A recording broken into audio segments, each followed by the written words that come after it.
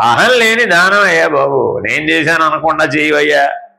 ఏ కర్మ చేసినా నేను చేశానని అనకుండా చేయడం నేర్చుకో. అది దానం అంటే. అందుకు దానం అని పెట్టారు. అర్థమైందండి? మనమేమో దోసకాయ దీపం దానం, ఉసిరికాయ దీపం దానం, కొబ్బరికాయ దీపం దానం, ఇదే గోల. ఎంతసేపు ఇదే గొడవ. ఒరే నేననే అహం ఉంటే ఎన్ని దానాలు చేస్తే ఏమిటరా ప్రయోజనం? ఈశ్వరుడు కదా దాత. కాబట్టి ఆ జ్ఞాన లక్ష్యం, జ్ఞాన దృష్టి అది అలవాటు పడితే అత్యంత సులభం. అర్థమైందండి?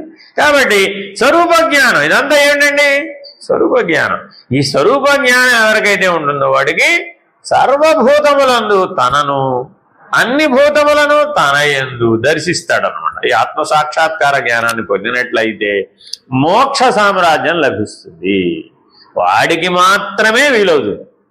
కాబట్టి మానవుడు తప్పక ఎప్పటికైనా ఎన్ని నియమాలైనా పాటించు, ఎన్ని కర్మలైనా చెయ్యి, ఎన్ని యజ్ఞాలు, యాగాలు, హోమాలు, వ్రతాలు, దీక్షలు, ఎన్ని దానాలు, ధర్మాలు చేసినా అవన్నీ దేని నిమిత్తం?